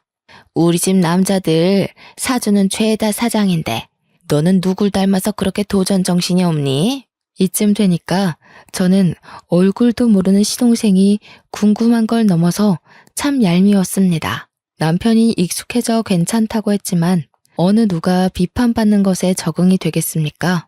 아마 그건 마음속 관역이 닳고 닳아서 화살이 그냥 통과될 만큼 너덜너덜해진 걸 거예요. 마침내 시동생이 도착했고 초인종 소리에 시모가 불이 나게 달려갔습니다. 아이고 내 새끼 고생 많았다. 세상에 왜 이렇게 말라졌어? 밥도 제대로 못 먹고 일만 한 거 아니야? 요리하는 사람 좀 고용해서 끼니를 제대로 챙기지. 아무리 그래도 거기 음식 자체가 내 입맛에 안 맞더라고. 엄마가 해주는 밥 먹고 싶어서 죽는 줄 알았어. 그래서 더 빠진 건가? 근데 형은? 몰라. 동생이 왔는데 나와보지도 않네. 일단 손부터 씻고 와서 앉아. 엄마가 너 좋아하는 걸로 잔뜩 차려놨어. 남편이 퇴근한 뒤 아직 씻고 있었기에 남편 대신 제가 나가서 시동생에게 인사를 했습니다. 남편이 시동생을 잘났다고 엄청 자랑을 했었잖아요. 그런데 솔직히 실제로 보니까 제 남편이 더 잘나 보였어요. 일단 외적으로는 제 남편이 더 키가 컸고 체격이 좋았습니다. 시동생은 좀 마르고 허여멀건한 데다가 약간 멸치상이었어요. 공부 잘하는 괴짜처럼 생겼더라고요. 제가 우리 남편 와이프라서 남편 편을 들려는 게 아니고요. 정말 남편이 시동생을 한참 좋게 평해준 거였다니까요. 그러니까 제 눈에 시모는 시동생이 돈을 많이 벌어서 그거 하나만 가지고 좋아하는 것 같았어요. 형수님, 형한테 얘기 들었습니다. 듣던 대로 인상이 부드러우시네요. 형이 얼마나 형수님 자랑을 하던지. 저도 형수님처럼 좋은 여자 만나서 결혼하고 싶어요. 시모 때문에 시동생을 미리부터 미워하고 있었지만 막상 시동생을 만나니까 제가 얄미워했던 게 미안할 만큼 성격이 동글동글하고 좋더라고요. 그 순간 누구한테도 해보지 않을 불평이었는데도 시동생을 욕했던 제 자신이 부끄러웠습니다. 시동생이 이렇게 살가워서 남편이 시모가 시동생을 편애해도 그리 칭찬하고 감쌌나 봅니다. 그렇다는 말은 시댁에서 남편을 싫어하는 사람은 시모뿐이라는 거잖아요. 왜 그럴까 곰곰이 생각하게 되다 보니 문득 남편과 시동생이 안 닮았다는 걸 알게 되었습니다. 실례인 걸 알지만 저도 모르게 그걸 식사 자리에서 말해버렸더니 분위기가 싸해진 거 아니겠습니까? 질문을 한 건 저인데 당황한 것도 저였습니다. 아무도 제 말에 답을 안 하고 침묵만 흐르던 그때 가장 먼저 입을 연 건 시동생이었어요. 형수님 모르셨구나. 형, 우리 집 얘기 형수한테 말 안 했어? 그래도 결혼까지 했는데 형 사정은 알고 계셔야 되지 않나? 아, 뭐 좋은 일이라고. 나중에 상황 봐서 얘기하려고 했지. 미리 말 못해서 미안해, 여보. 내가 밥 먹고 나중에 따로 설명해 주던가 할게. 남편은 그 뒤로 몇 숟가락 뜨지도 않았는데 자리에서 일어나 버렸습니다. 제가 따라서 일어나려 했는데 시동생이 제게 말을 걸더라고요. 남편이 나중에 말해주겠다던 개인 사정 이야기였어요. 듣자 하니 시부가 시모와 결혼 생활을 하는 동안 다른 상간녀를 만나 가진 아이가 남편이라 하더라고요. 그럼에도 시모가 남편을 자식으로 받아들인 건 그 당시 시모는 난임 판정을 받았기 때문이었고, 비록 남의 애지만 시부를 무척 사랑했기에 용서하고 남편을 자기 자식으로 인정했다고 했습니다. 그러다 몇 년 뒤 기적처럼 시험관에 성공해 태어난 사람이 바로 시동생이었다고 했어요. 전혀 몰랐던 복잡한 가정사에 저는 남편에게 실수했다는 걸 자각했습니다. 시동생이랑 시모에게 양해를 구하고 얼른 자리에서 일어나 방으로 갔어요. 남편이 무슨 생각을 하고 있는지 고뇌 가득한 얼굴로 침대에 앉아 있더라고요. 남편이 왜 시모에게 그런 취급을 받고 살았는지 알게 되니 남편의 처지가 참 불쌍하다고 느껴졌습니다. 태어났을 뿐인데 세상에 낙인 찍힌 셈이잖아요. 이 사실이 드러날 때마다 얼마나 손가락질을 많이 받았겠습니까? 저는 그 사실을 더 이상 언급하지 않고 남편을 조용히 위로해줬습니다. 남편은 거실에서 자기 얘기하는 게 들렸는지 저더러 미리 말 못해서 미안하다고 하더라고요. 이혼하자고 해도 자기 잘못이니까 받아들이겠다고도 했어요. 당신이 나한테 실수를 한 것도 아닌데 우리가 왜 이혼을 해? 당신 나한테 한 번도 실망시킨 적 없고 남편 노릇 못한 적도 없고 속상하게 한 적도 없었어. 내가 보기엔 적어도 어머님보다는 진이 좋은 사람 같아. 제 위로에 남편이 웃음을 흘렸습니다. 저를 안아주면서 고맙다고 역시 저랑 결혼하길 잘했다고 하더군요. 결혼 전이나 후나 자기를 웃게 하는 사람은 저밖에 없다면서요. 남편과 저는 저희 나름대로 스스로 마음을 보호하면서 지냈는데요. 무슨 중고등학생 양아치 놀이도 아니고 시모뿐만 아니라 시동생까지 문제가 있더라고요.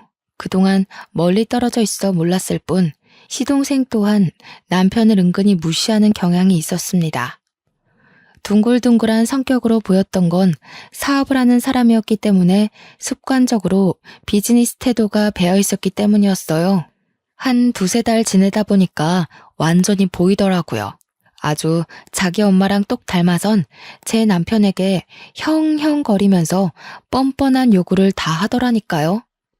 형, 이번에 아빠 생신 선물 차 한 대 바꿔드릴까 하는데 돈 좀 보탤 수 있겠어? 나 혼자 해도 괜찮지만 그래도 형제니까 같이 하는 게 좋을 것 같아서. 벌써 아빠 생신이구나. 같이 하면 좋긴 하겠네. 내가 시간이 안 돼서 따로 같이 사러 가주진 못할 것 같다. 얼마 정도 하는데? 아동 비용도 내가 댈게. 우리 사이에 이동 비용은 무슨? 어차피 나 아는 사람 차센터에 가서 살 거라서 1억 5천인데 내가 8천 할 테니까 형이 7천만 보태줘. 시동생은 부탁은 다 저런 식이었습니다. 갖가지 그럴싸한 이유를 들먹이며 남편의 주머니를 털려고 했어요. 그럴 때마다 남편은 할 수 있는 선에선 보탬이 되었지만 저렇게 몇 천이나 보태어야 하는 일엔 매번 고개 숙이며 미안하다고 하는 게 사과하기 일쑤였습니다. 그러면 시동생은 자기 작전에 성공했다는 듯 으쓱거리면서 남편의 사정을 몰랐던 척했어요. 아, 깜빡했다. 형 공무원이지. 요즘 주변에서 억소리 나는 사업주들만 만나다 보니까 형 공무원이라는 걸 생각 못했네. 미안해. 이런 식으로 아주 거만하기 짝이 없게 남편을 놀려주고 떠나더라고요.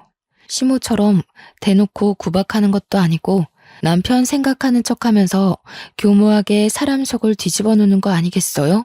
남편 말로는 시동생이 큰돈 만지는 사람이다 보니까 진짜 자신의 주머니의 사정을 깜빡해서 그러는 거라고 생각했는데 제 눈에는 아무리 봐도 시동생의 괘씸한 고의로 보였습니다. 시동생이 오기 전에는 시모 한 명이 남편을 괴롭혔다면 이제는 그 스트레스가 2배가 되어버린 것 아닙니까? 남편은 제가 끼니를 잘 챙겨주고 따로 건강 영양제까지 챙기는데도 갈수록 기운이 빠지고 수척해졌습니다. 이게 다 시모랑 시동생 때문이라고 생각했어요. 차라리 저를 괴롭혔으면 좋겠다고 생각할 정도였다니까요. 남편 없을 때는 제게 고나리질하지만 남편이 있기만 하면 시모와 시동생의 목표물은 남편으로 돌아섭니다. 제가 뒤에서 남편에게 위로하고 챙기는 것도 한계가 있었어요. 남편에게 제가 별다른 힘이 되어주지 못하는 것 같자 저는 남편에게 우리 그만 분가를 해보는 게 어떻겠냐고 제안했습니다. 우리 대출 받아서 분가하자. 같이 모으고 있던 돈까지 합치면 작은 집 정도는 구할 수 있잖아. 당신 이렇게 기운 없어지는 거 못 보겠어. 이대로면 나 당신 말도 안 듣고 어머님이랑 도련님한테 싸움 걸지도 몰라. 저는 제주살이를 하면서 어릴 때부터 아빠와 엄마의 직장을 놀이터처럼 놀러 다녔다 보니 진상인 사람들을 익숙하게 봤습니다. 그때마다 제가 부모님 지키겠다고 7살 어린 나이에 어른에게 주먹질을 하고 그랬어요. 그래서 부모님께도 많이 혼이 났었어요. 혹시라도 제가 다른 데 가서 사고를 칠까봐 걱정해서였겠죠. 오랜만에 진상인 사람들 만나니까 과거에 들끓던 에너지가 올라오는지 저는 정말 시모랑 시동생과 다툼을 일으킬 것 같았어요. 남편을 위한 것도 있지만 제가 살기 위해서라도 분가를 하고 싶었습니다. 남편은 생각해보겠다고 하더니 하루 뒤에 바로 긍정적인 답변을 주었어요. 그 뒤론 망설이지 않았습니다. 하루라도 빨리 시모와 시동생을 남편과 떼어놓고 싶어서 저녁 식사 자리에서 얘기를 했어요. 저희가 분가를 하겠다고 시모에게 알리자 역시 예상했던 대로 시모는 돈도 없는 것들이 살림 동낼 생각 있냐고 성질을 부렸습니다. 버는 사람 따로 있고 쓰는 사람 따로 있어? 혹시라도 우리한테 손 벌릴 생각이면 말하라. 지금 애비랑 동생이 돈 잘 번다고 콩고물 좀 떨어지지 않을까 생각하나 본데 절대 그럴 리 없다. 우리가 알아서 할 거니까 엄마는 신경 쓰지 마세요. 손 벌릴 생각 없으니 분가할게요. 아버지한텐 제가 따로 연락드리겠습니다. 왜 그래 형? 내가 와서 불편해서 그래? 그럼 그냥 형이 있어. 내가 따로 독립할게. 형 돈도 없으면서 왜 굳이 바보 같은 짓을 해? 이럴 때면 진짜 나이 거꾸로 먹는 것 같다. 바보? 시동생의 섬나는 발언에 저는 남편의 아내로서 더 이상 듣고만 있을 수 없었습니다. 그래서 저도 모르게 제주살이 하면서 억세졌던 성격이 불쑥 튀어나와 버렸지요. 다들 돈 하나름 쥐어줘 보거나 그런 말씀들 하세요. 맨손에 맨입으로 돈 없네 마네. 남의 주머니 사정 놀리지 마시고요. 그렇게 돈이 많으면 좀 뿌려보시든가요. 그래야 우아하면서 입 벌리고 부러워하기라도 하죠. 맨날 말로만 떵떵거리지 큰 돈 만진다는 게 진짠지 아닌지 알 수가 있나? 뭐라고요? 형수님, 무슨 말씀을 그렇게 하세요? 아무리 섬 구석에서 덜 배우고 컸다지만 저도 엄연히 시댁 사람입니다. 말 가려주세요. 공무원이라고 무시하는 요즘 세상에 시댁 사람, 친정 사람이 어딨대요? 지금은 명절도 안 챙기고 다들 여행 가기 바쁜 시대예요. 시댁 사람은 무슨? 어머, 얘가 오늘따라 왜 이러니? 너 약 먹었어? 그게 무슨 말버릇이야? 세상에 어느 며느리가 너처럼 어른 앞에서 입을 함부로 놀린다니? 어머님도 그러시는 거 아니에요. 어머님 친구 없으시죠? 제가 볼 땐 사람들이 어머님이랑 대화 조금 해도 다 떨어져 나갈 것 같은데. 그래서 더 돈으로 치장하고 사람들 마음 사려는 거죠? 시모는 제 말에 뒷목을 잡으면서 벌떡 일어났습니다. 제 얼굴로 올려는 손을 남편한테 붙잡히는 바람에 화만 버럭 냈어요. 그날은 제가 시댁을 들어오고 시댁에서 처음으로 대판 말다툼이 벌어진 날이었습니다. 제가 굽히지 않으니 상황은 극에 달하기까지 했는데요. 급기야 시동생이 시부한테 연락해서 시부까지 일을 중단하고 시댁으로 찾아오는 사태가 벌어졌어요. 저희가 얼마나 시끄럽게 싸움을 하고 있었으면 시부가 들어오는 소리를 못 들었지 뭡니까. 시부가 고함을 치는 바람에 저희 다툼이 무 자르듯 뚝 끊겨버렸습니다.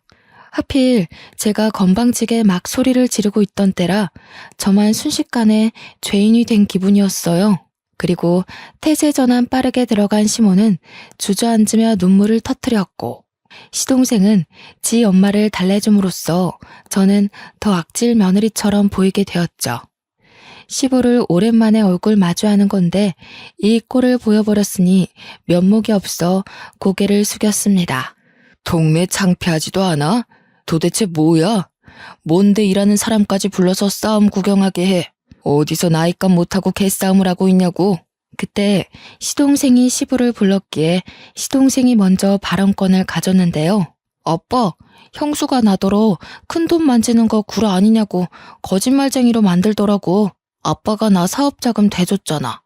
그래서 내가 그거 아빠한테 다 갚았잖아. 증언 좀 해줘. 시부에게 혼나게 생겼다고 각오를 하고 있던 그 순간 시부가 시동생의 싸다구를 훅 날리는 거 아니겠어요? 찰진 소리에 모두가 깜짝 놀래서 숨을 죽였고 시모도 우는 척을 관두고 얼른 일어나 시동생을 살폈습니다. 절딱선이 없는 것. 내가 돈으로 잘난 체 하는 일 없도록 하라고 했지. 나는 아들이라고 봐주는 것도 없다. 철없이 굴면 바로 호적에서 제명이야. 어디서 사업하는 사람이 함부로 허세를 부려? 왜 애 얼굴에 손을 대요? 잘못한 건 큰애네인데 왜 우리 애한테 그러냐고요? 당신 매번 우리 애한테만 차별할 때 내가 얼마나 속상한지 알아요? 시끄러워. 다른 사람 변명 다 필요 없다. 도대체 이게 무슨 난리인지 며느리가 얘기해보거라. 며느리 얘기 끝날 때까지 누구라도 입 열기만 해봐. 바로 쫓아낼 테니까. 의외였습니다. 제가 마지막까지 악을 지르고 있던 사람이라서 시부가 저를 안 좋게 볼 거라고 생각했거든요. 근데 그게 아니라 시부는 그나마 제가 제 3의 입장이라고 생각한 것 같았어요. 그래서 저는 지체 없이 토시 하나 빠뜨리지 않고 있었던 모든 대화들을 말씀드렸습니다. 제가 대학만 안 갔지 기억력 하나는 끝내줬거든요. 그래서 친언니한테 인수인계 받을 때도 기억력이 톡톡히 성과를 내주는 덕에 친언니가 저를 더 믿고 가르치는 거였습니다. 시부가 조용히 하라고 했는데도 제 발언에 반박하려는 시모를 시부가 시선으로 제압했어요. 그러면서 시부가 우리더러 자금을 대줄 테니 분가라는 놀라운 제안을 해줬습니다. 저희를 진작에 분가시킬 생각이었는데 자기 일이 바빴던지라 깜빡했다고 하더라고요. 시모는 그 소리에 배가 아팠는지 날고 기면서 돈 아깝게 왜 우리 돈으로 쟤네 분가를 시키냐고 시부에게 호소했습니다. 당신이 쟤네 속셈은 몰라서 그래요. 우리가 괜히 이러는 줄 알아요?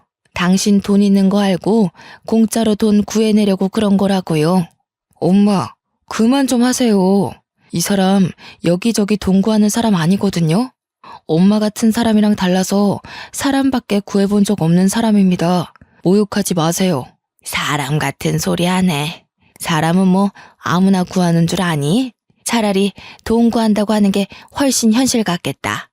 애들 장난도 아니고 그런 것도 변명이냐? 유치해서 정말. 어머님처럼 돈 생각만 하는 사람들은 생명을 구한다는 말에 괴리를 느끼겠죠. 제정신 바뀐 사람들은 어머님 같은 사람 옆에 두질 않아요. 이거 보이세요? 어머님은 누굴 구하다가 이런 상처까지 감수해 보셨어요? 뭐든 어머님 기준에 안 맞다고 함부로 판단하지 마세요. 시모에게 눈에는 눈, 이에는 이로 공격하다 보니 저도 모르게 숨겨놨던 흉터를 드러내게 되었습니다. 유치한 다툼인 걸 알지만 시모 화를 복돋는 데는 이만한 공격이 없더라고요. 제 흉터를 보고 시모가 살짝 흠칫하긴 했지만 또 자기만의 해석으로 맞대응을 하려고 했는데요. 그때 시모를 밀치고서 시부가 제 앞을 차지해오는 거 아니겠습니까? 설마 며느리야? 그 상처 어떻게 다친 거야? 어디서? 언제 그렇게 됐어? 너 제주도에서 살았다고 했었지? 설마 그게 그 흉터랑 관련이 있니? 예? 이건 제주도에서 한 13년 전인가? 아빠랑 같이 낚시 나갔다가 우연히 물에 빠진 사람을 구했었는데 그때 다쳤어요. 네가 구했다는 사람이 혹시 연령 좀 있는 아줌마였어? 키가 좀 작고 분홍색 셔츠에 빨간 긴 치마를 두르고 있지 않았니? 어머, 아버님께서 그걸 어떻게 하셨어요? 그 아줌마랑 아시는 분이에요? 설마 아줌마 위급하실 때 옆에 계셨던 분이 아버님이셨어요? 13년 전 일이라 기억이 가물가물할 수 있지만 제가 기억력이 좋은 편이라고 했잖아요. 그래서 그때 제가 구한 아줌마의 인상착의를 기억하고 있었거든요. 제가 가까운 배 위로 아줌마를 올리자마자 누가 신고를 했는지 이미 해경이 빠르게 당도했었고 그 정신없는 상황에서 저는 시부 얼굴까진 확인하지 못했습니다. 저도 다쳤던지라 해경의 도움을 받아 병원에 가버렸기도 했거든요. 시부는 저의 증언에 충격 먹은 표정을 하고 있더니 곧 제 손을 꼭 잡았습니다. 그 이후 시부가 줄줄줄 얘기해주는 사실에 놀란 건 오히려 저희 쪽이었어요. 알고 보니 제 남편의 친모였던 아줌마가 시한부 인생을 살고 있었는데 요양을 한다고 제주살이를 시작했었대요. 바다가 보고 싶다는 아줌마 말에 시부는 배까지 빌려서 아줌마와 같이 바람을 쐬었는데 시부가 잠시 자리를 비운 사이 배가 흔들렸고 그 바람에 아줌마가 바다에 빠졌다고 하는 겁니다. 우연히 거길 지나갔던 사람이 바로 저와 아빠였던 거예요. 아빠랑 배낚시를 하고 있던 저는 당시 고등학생이었는데 제가 먼저 그 상황을 먼저 목격했거든요. 그래서 물에 빠진 아줌마를 보자마자 망설임 없이 뛰어들었어요. 그런데 아줌마를 건져 올리는 과정에서 바위에 세게 부딪히는 바람에 다리에 커다란 생채기를 내고 말았죠. 피가 뚝뚝 떨어지는 와중에도 저는 사람을 구하느라 정신이 없었고 뒤늦게 달려온 아빠가 제 다리를 살폈습니다. 그 상황에서 아마 시부는 아줌마를 살리기 위해 인공호흡을 하고 있었던 걸로 기억해요. 정신이 없던 와중에도 시부는 제 다리에 난 상처를 유심히 보았나 봅니다. 시간이 흘렀는데도 상처를 보고 단번에 기억을 떠올리다니. 그 당시 제가 아줌마를 살렸지만 원래 아줌마는 시한부였기 때문에 4달 후 사망했다고 합니다. 그러면서 아줌마가 죽기 전에 자기를 살렸던 저를 꼭 만나고자 했다고 방방곡곡 찾으려고 했다는 거 있죠.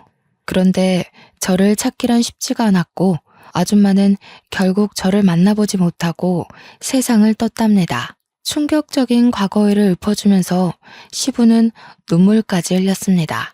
내가 너를 얼마나 찾았는데 이렇게 바로 옆에 있는 줄도 몰랐구나. 내가 지질이도 바보였다. 며느리로 둔 지 수년째인데 이 사실을 이제 알다니. 저는 시부와 그 아줌마가 관계 있다는 사실에 놀란 것도 있지만 제가 시동생한테 들었던 내용과는 이야기가 달라서 혼란스러운 것도 있었습니다. 그러니까 시부의 상간녀 스토리는 제대로 알고 보니 시모가 전부 거짓말로 지어낸 스토리였어요. 원래는 시부가 시모가 아닌 아줌마랑 먼저 혼인한 사이였는데 이미 몸이 안 좋은 채로 결혼을 강행했던지라 아줌마는 일부러 시부와 혼인신고는 하지 않았다고 했고 아이를 낳고서 더 악화된 건강 때문에 제주도를 가게 되었다고 합니다. 그리고 제주살이 한 지 한 달 만에 그 사고를 당해 아줌마의 컨디션은 급속도로 저조했다고 해요. 자기의 죽음을 예감한 아줌마는 시부한테 빌게 된 소원이 하나 있었는데 그게 바로 시부의 재혼이라고 했답니다. 시부와 아줌마는 서로 많이 사랑하는 사이여서 아줌마가 시부 혼자 남겨진 걸 가장 걱정했대요. 그래서 꼭 재혼을 했으면 좋겠다고 했다지 뭡니까. 시부가 서류상에는 첫 결혼으로 보이겠지만 사실상 시모와 재혼을 했던 거였습니다. 시부는 아줌마의 마지막 소원을 들어주기 위해서 당시 아줌마의 요양보호사로 있던 시모와 계약 결혼을 했고 아줌마는 그걸로 이제 시부 걱정 않고 마음 편히 눈을 감았다고 했어요. 이 사실은 남편도 처음 듣는 것 같았습니다. 한 여고생이 물에 빠진 자기 친모를 살렸다는 얘기를 시부한테 들은 적 있었던 남편은 그게 저라는 사실에 그저 벙쪄 있었더라고요. 그리고 다른 의미로 시모랑 시동생도 충격을 먹은 채 입을 다물고 있었어요. 그러니까 결과적으로 지금 제게 시모인 저 사람이 아줌마의 요양보호사라는 거잖아요. 대단한 사모님인 척 하던 저 아줌마가 원래는 우리 남편처럼 월급쟁이였다는 거 아닙니까? 어이없어서 웃음이 나왔는데 이런 뒷이야기는 시동생도 처음 알았나 봅니다. 자기 출생 비밀과 출신이 생각보다 형편없다고 생각했는지 자기 엄마한테 분노를 느끼고 있었어요. 사실상 손가락질 받아야 할 사람이 우리 남편 쪽이 아니라 자신 쪽이라는 사실을 자각한 것 같더라고요.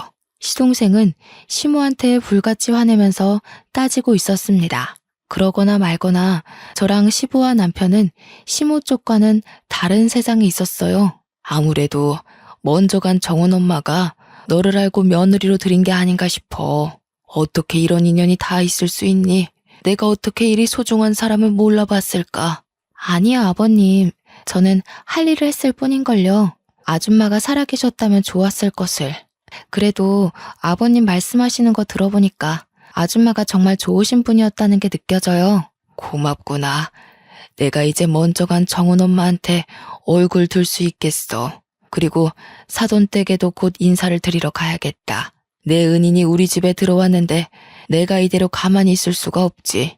여전히 당황스러운 전개였지만 사실을 받아들인 저는 오히려 아줌마가 돌아가신 것에 유감을 표했습니다. 그리고 시부는 제게 만나면 꼭 보상할 거라 기다리고 있었다면서 잠깐 방에 들어갔다 나오셨는데요. 손에 쥐고 온 건 다름 아닌 통장이었습니다. 돌아가신 아줌마의 유언이기도 하다면서 저에게 그 통장을 주더라고요. 그게 아줌마 사업장을 정리하고 남은 돈의 일부라는데 아줌마 말로는 꼭 자신의 은인에게 답례를 하고 싶어 했다고 했어요. 얼떨떨하게 받은 그 통장을 열어보는 순간 저는 소스라치게 놀라서 다시 시부에게 통장을 돌려줬습니다. 소소한 답례라기엔 너무 큰 돈이었거든요. 회사의 오너였다는 아줌마가 제게 일부만 남겼다는 그 유산은 무려 31억 원이었습니다. 한 번도 본 적 없던 숫자이기도 했고 너무 큰 돈이라 받을 수 없다고 바로 돌려줬는데 시부는 너무 완강했어요. 13년 전부터 이미 이 통장은 제 돈이었다고 자신은 주인을 찾아줬을 뿐이라고 하더라고요. 손이 떨리는 액수였지만 시부의 대쪽 같은 부탁에 저는 결국 그걸 받게 되었고 시모는 조용히 숨지고 있더니 제가 통장을 받자 갑자기 배가 아파서 죽으려고 하더군요. 시모는 곧 시부한테 이혼 요구 당했어요. 아마 제가 그대로 일러바친 발언들을 믿어주는 듯 했습니다. 제가 거짓말할 사람은 아니라는 걸 시부가 알아봐준 덕일 겁니다. 결국 시부모는 이혼을 했어요. 시부가 소송 비용 드리고 싶지 않으니 조용히 도장 찍으라고 하는 걸 저와 남편은 곁에서 구경했습니다. 시모의 초라한 처지를 보고 있자니 남편 복수가 완벽하게 된 기분이라 시원했어요. 그리고 시동생은 시부의 씨를 받은 몸이라서 시부가 시동생이 갖고 있는 사업장만 주는 걸로 하고 집에서는 내쫓겼습니다. 그날이 시댁 사람들과 처음 다툰 날이었는데 그게 마지막 다툼이 되어버린 셈이었네요.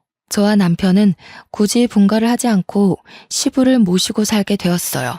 시부가 자기는 신경 안 써도 된다고 했는데 제가 합가 생활하면서 시부 생활 패턴을 봐왔기에 시부만 두고 분가를 할 수는 없었습니다. 시부는 밥도 잘 안 챙겨 먹고 회사에서도 대충 직원들이 챙겨주는 샌드위치나 김밥 같은 것만 드시더라고요.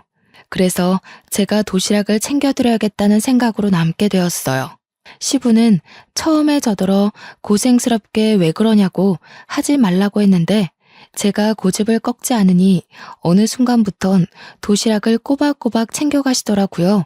그 때문인지 과거에는 저녁 식사 때 함께한 적 없던 시부가 요즘은 저녁 식사 시간에 맞춰서 퇴근을 하고 오십니다. 제가 분위기를 좀 잘 띄우는 타입인데요. 남편과 시부 앞에서 며느리 노릇 아내 노릇 톡톡히 하면서도 제 성격을 그대로 드러나니까 가끔은 시부가 개그맨이 따로 없다고 하세요. 칭찬인지 모르겠지만 시부랑 남편이 웃는 게 좋으니까 좋게 생각하려고요. 그리고 저는 31억 받은 돈에 손을 조금 댔는데요. 친정 부모님께 집을 하나 해줬고 언니랑 형부네에도 집 하나 해줬고 남은 돈은 적금 들어놓았어요. 제가 원했던 결혼 생활이 어떤 모습인지 한 번도 생각해 본 적 없지만 다시 생각을 해보라고 한다면 딱 지금이 아닐까 싶습니다. 주위에 모난 사람 하나 없어서 그런지 세상을 바라보는 게 제 시선이 아주 둥글둥글하네요. 앞으로 손자, 손녀가 생긴다면 제 결혼 생활이 완벽하게 즐겁지 않을까 생각합니다. 다른 거 바라는 거 없고 그저 우리 식구들 전부 몸 건강, 마음 건강하게 잘 지내길 바랄 뿐이에요. 제 복권 1등 같은 사연 어떠셨나요? 이거 복권 당첨이라고 해도 되겠죠? 저희 식구가 받은 행운처럼 제 사연 듣고 계시는 청취자분들께서도 돈벼락 떨어지길 바랍니다. 감사합니다.